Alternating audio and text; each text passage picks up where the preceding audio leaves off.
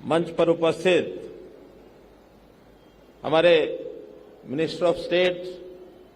भारत सरकार श्री हर्ष मल्होत्रा जी, दिल्ली के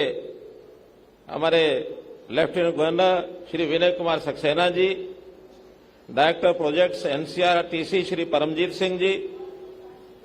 Shri Yogesh Anil, director MRTS 1 MoHUA, government of India, उपस्थित सभी सज्जनवृंद, भाइयों बहनों, पत्रकार छायाकार मित्रों, अभी चूंकि प्रधानमंत्री जी कुछ देर के बाद मेरठ के स्टेशन पर पहुंचेंगे और वहां गाड़ी को हरी झंडी देंगे। उसके बाद कुछ दूरी तक वहां पर मेट्रो में चढ़कर दूसरे स्टेशन तक जाएंगे और फिर वहां से रैली में पहुंचेंगे। 1 बजे उनका भाषण शुरू होगा। तो मुझे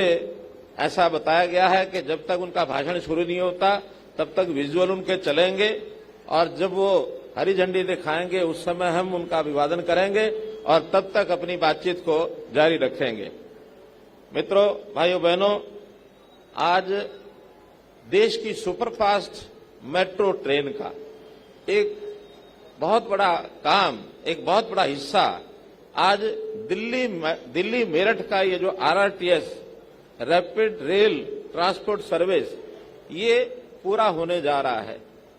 इसकी जब शुरुआत हुई थी तो बीच बीच में अलग अलग हिस्सों पर गाड़ी का संचालन शुरू हुआ था, लेकिन दिल्ली के अंदर यही ट्रेन जो बाकी जगह पर आरआरटीएस कहलाएगी वहां ये मेट्रो कहलाएगी। तो उस मेट्रो का उद्घाटन और यहां पर सराय काले खां का मेट्रो स्टेशन और ये जो बचा हुआ पोर्शन है यहां से न्यू अशोकनगर से लेकर और सराय काले खां तक 5 किलोमीटर का ये दोनों पोर्शन आज जिसका उद्घाटन प्रधानमंत्री जी कर रहे हैं और इस अवसर पर ये जो ट्रैक है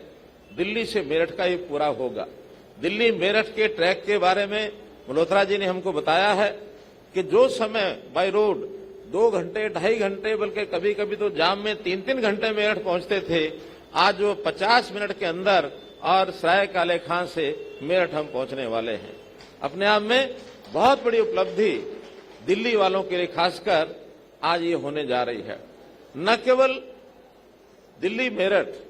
बल्कि सराय काले खां आगे चल करके बहुत व्यस्ततम ये मेट्रो स्टेशन बनने वाला है,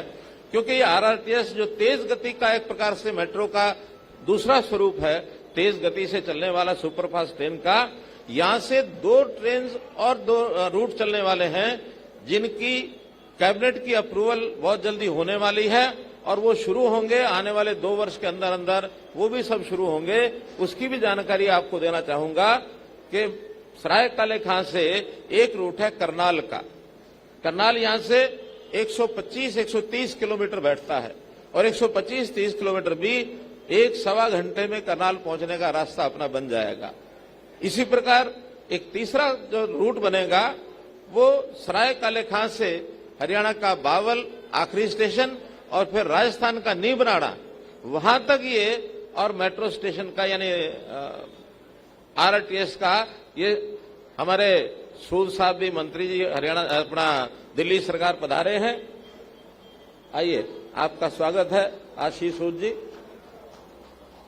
इधर आ जाओ। तो इस प्रकार वो एक तीसरा रूट चलेगा और ये जो लंबी ट्रेन दिल्ली से चलने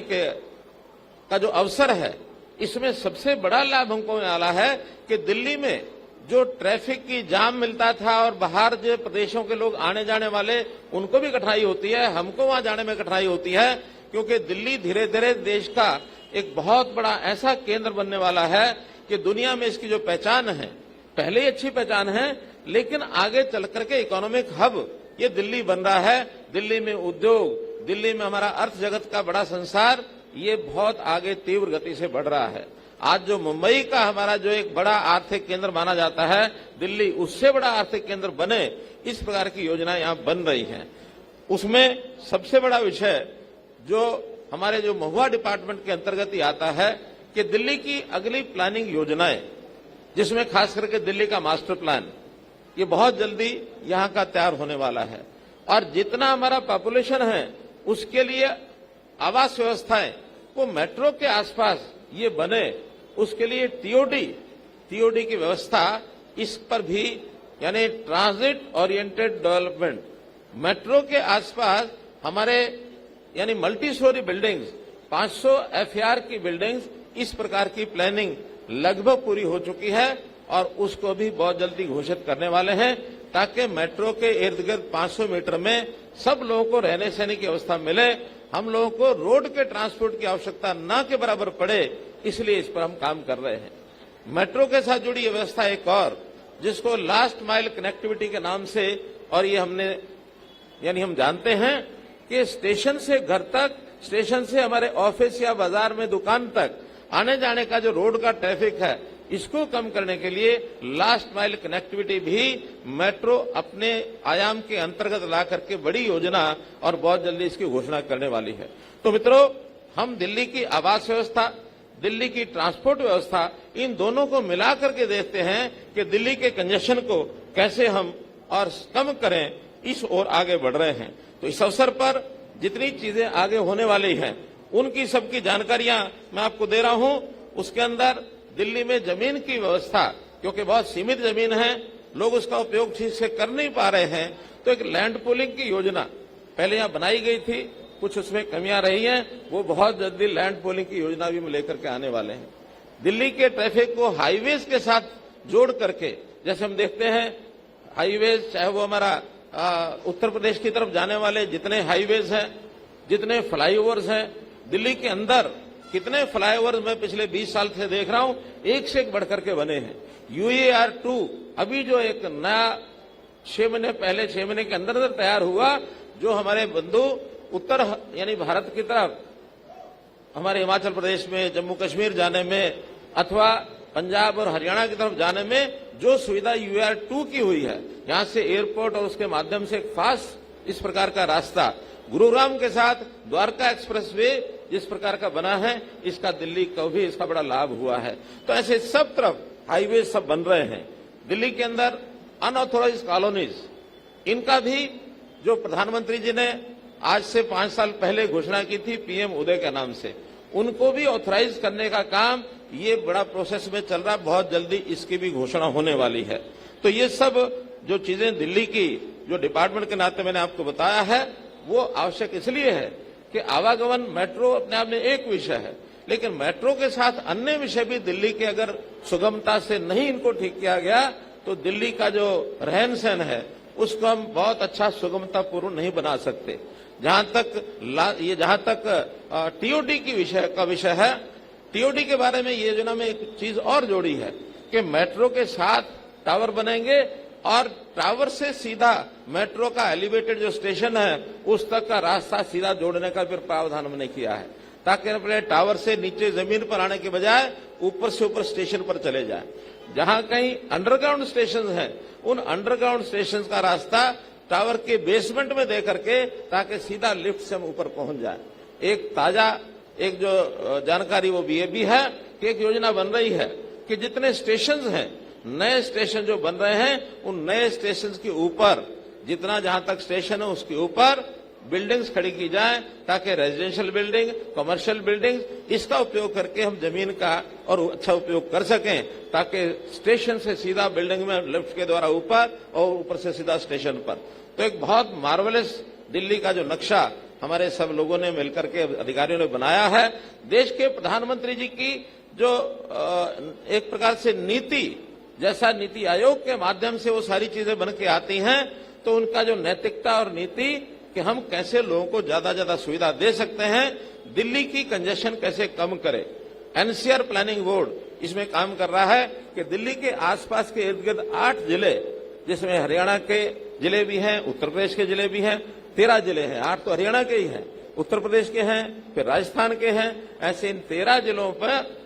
दिल्ली की कंजेशन कम करने के लिए इस प्रकार की रैपिड रेल के माध्यम से इन चीजों को जोड़कर हम लोगों का दिल्ली में आना जाना आसान करें और उनको जमीनों की उपलब्धता, अपने मकान बनाने की उपलब्धता ये मिल सके। अब मैं मेट्रो के बारे में कुछ बातें जरूर आपके सामने शेयर करना चाहता हूं। ये मेट्रो जो 2002 में पहली लाइन देश के उस समय के प्रधानमंत्री श्री अटल बिहारी वाजपेयी जी ने जिसका उद्घाटन किया था। उस समय लगता नहीं था कि मेट्रो किस गति से आगे बढ़ेगा, और आज वो मेट्रो बढ़ते बढ़ते, अगर 2014 की मैं बात करता हूं तो उस समय मात्र 5 शहरों के अंदर देश भर में ये मेट्रो थी और 248 किलोमीटर का ही उसमें चलन होता था। आज 2026 जब हम आज बात कर रहे हैं तो आज देश के 24 शहरों में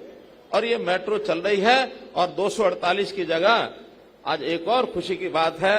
जिस मेट्रो को हम कहते थे हम 1000 किलोमीटर पार कर गए हैं, आज प्रधानमंत्री जी के उद्घाटन करने के बाद ये 1100 किलोमीटर पार कर जाएगी। ये एक बड़ा एक पैरामीटर जो है वो आज हम ले रहे हैं।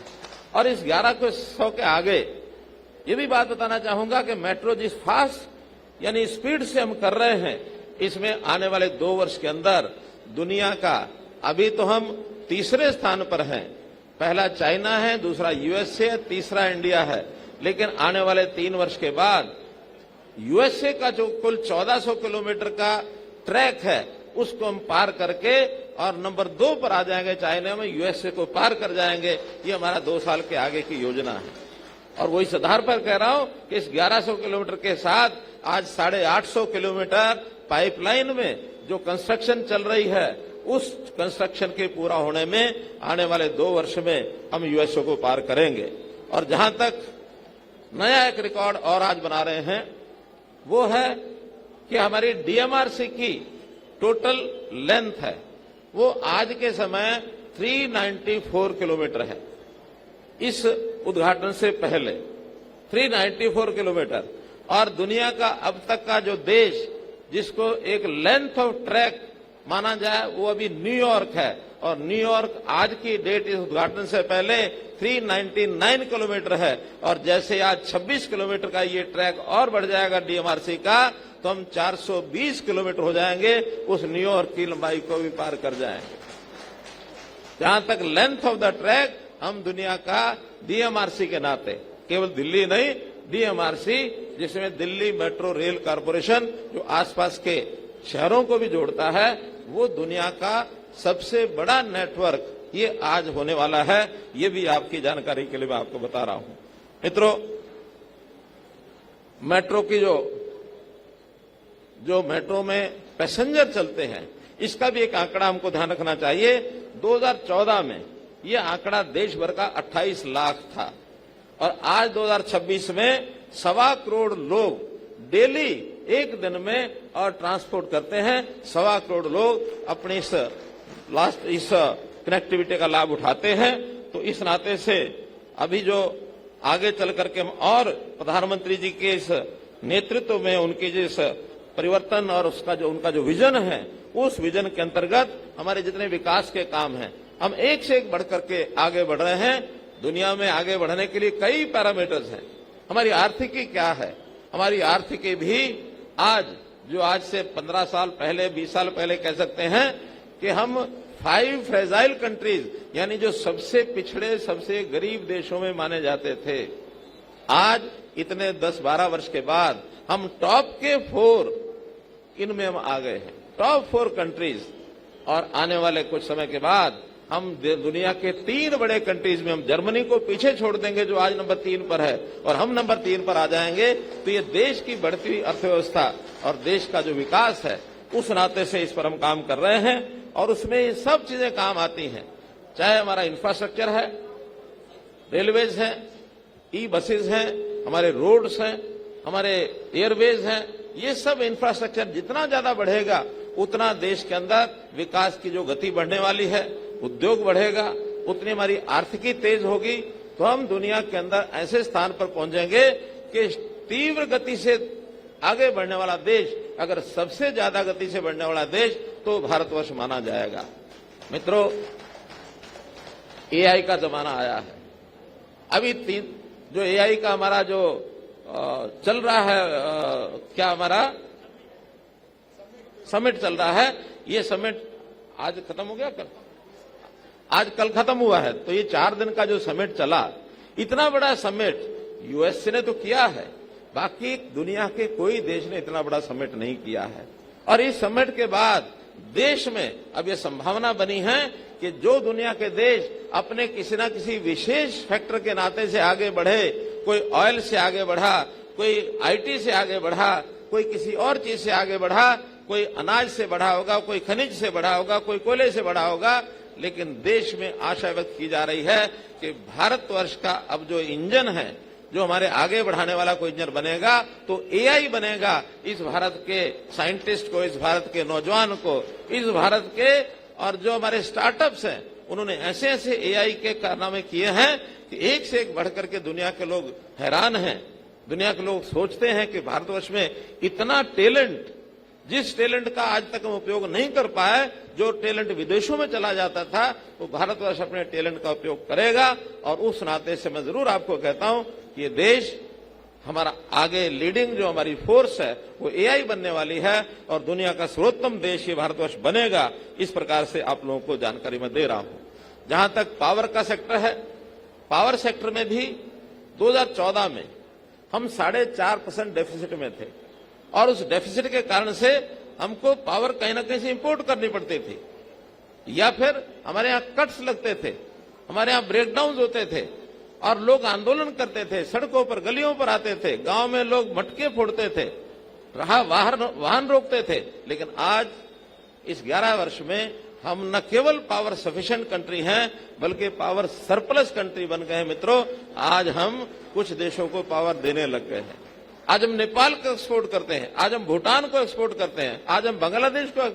एक्सपोर्ट करते हैं। आने वाले दिनों में समुद्र पार के देश श्रीलंका में एक्सपोर्ट करेंगे, यूएई और दुबई, उनको हम पावर देंगे। ऐसी योजनाएं आगे चल रही हैं। तो पावर जितनी ज्यादा बढ़ेगी उतना ही हमारा उद्योग बढ़ेगा, आर्थिकी बढ़ेगी। और हाँ, बड़ी पावर की जो डिमांड आगे बढ़ने वाली है वो है डाटा सेंटर्स, और वो बढ़ने वाली है हमारे जो एआई के जितने भी आगे चलकर टूल्स बनेंगे, या ईवीज, इलेक्ट्रिक व्हीकल्स, ये भी यातायात का एक साधन आगे बढ़ने वाला है ताकि हम देश में पैदा होने वाली कार्बन डाइऑक्साइड, इस एमिशन को रोक सकें। तो कार्बन डाइऑक्साइड एमिशन रोकने के लिए भी हमारे देश ने टारगेट रखा है net zero carbon dioxide emission, ये इस पर हमको आना है। तो भाइयों बहनों, आज हम देश जिस गति से आगे बढ़ा रहे हैं, एक से एक बातें पड़ी हैं जो आप लोगों को बताई जा सकती हैं। उन सब बातों का इस समय करने का उतना समय नहीं है, क्योंकि मुझे लगता है अभी समय है। तो उस नाते से हम लोग अपनी सब चीजों को क्रियान्वयन करते हुए आज हमारा इकोनॉमिक सर्वे वो भी ये कहता है कि हमारी ये पिछली जो स्पीड है, पिछले पंचवर्षीय योजना में जो स्पीड रही, अगले आने वाले पंचवर्षीय योजना में इससे डबल स्पीड होगी। और इसमें बहुत सी बचत हम करते हैं। एक बचत का इकोनॉमिक सर्वे में लिखा गया है कि हमारी ये जो मेरठ और दिल्ली मेरठ कॉरिडोर जो बना है आरटीएस का, इसमें जो बजट का एक अनुमान लगाया गया था, उसमें से हमारे सब व्यवस्था के कारण से, अच्छी व्यवस्था होने के कारण से 650 करोड़ रुपए की हमने बचत की है। जो अनुमान लगाए जा रहे थे उसमें 650 करोड़ रुपया इस एक से बचत की गई है। पावर डिपार्टमेंट के यूटिलिटीज जो हमारी डिस्ट्रीब्यूशन थी, तो डिस्ट्रीब्यूशन कंपनियां कुल मिलाकर देश में घाटे में चलती थी। ये पिछला 2024-25 का पहला वर्ष गया है कि 27 करोड़ रुपए प्रॉफिट में आए हैं। पहला ये 50 यानी 70 साल के हमारी आजादी के बाद का ये परिणाम है कि 2700 करोड़ रुपए हम लाभ में आए हैं। मित्रों, सब अपने देश की जनता ये किस प्रकार से काम करने के अपने तौर तरीके को, किस प्रकार अपने सिस्टम को बदले, प्रधानमंत्री जी ने लीड ली कि देश का हर कर्मचारी अधिकारी कर्मयोगी बनकर के आगे बढ़े। स्वयं उन्होंने अपने आप को कर्मयोगी कह करके आगे बढ़ाया, देश का सेवक कह करके आगे बढ़ाया, देश का चौकीदार बन करके कि इस देश की रक्षा करना, सुरक्षा करना ही हमारा काम है। हर व्यक्ति में जज्बात भरे हैं और जज्बात के कारण से आज देश का हर व्यक्ति वो मैं, मेरा घर, मेरा परिवार नहीं सोचता, भले वो कहता इंडिया फर्स्ट, कि देश मेरा पहले। ये भावना आज देश का नागरिक बड़ी संख्या में करने लग गया है, ताकि देश के अंदर जो कुरीतियां थी, देश के अंदर जो भ्रष्टाचार रूपी जो दंश लगते थे, उन सब चीजों को भी ठीक करके आगे बढ़ने का हमने सिलसिला किया है। जितने पैसे में पहले जो काम होता था, उस पैसे में उससे ज्यादा काम, पैसा वही है लेकिन लोगों के काम करने की क्षमता बढ़ी, उनकी जो सोच की शक्ति बढ़ी, देश के साथ अपने आप को जोड़ा, शुद्धता काम में आई, जिसके कारण से उस काम को आगे बढ़ा रहे हैं। तो मित्रों, आज इस अवसर पर हम इतना ही विचार करेंगे कि हम आगे बढ़ने का जो रास्ता हमारा है, हम भी देश के प्रधानमंत्री के साथ खड़े हैं और एक एक कदम पर जैसा उनको निर्देश देते रहेंगे, जैसी योजनाएं बनाते रहेंगे, उसको अपने आप से लेकर और अपना घर परिवार, अपना मोहल्ला, अपना गांव, अपना वार्ड, अपना शहर और प्रदेश और देश सबके साथ जुड़ के काम करने की मानसिकता हमारी रहनी चाहिए। और अगर ये रहेगी तो बहुत शीघ्र हम दुनिया में जो हमारी कल्पना है कि भारत देश विश्व गुरु बनना चाहिए, दुनिया को हम एक रास्ता दिखाएं कि कैसे आगे बढ़ा जाता है। जो बात आज तक दूसरे देश अपने हिस्से में ले जाते थे, कभी कोई चीज खरीदनी होती थी तो लोग कहते थे कि मेड इन जापान ही लाओ, मेड इन जापान खरीदो।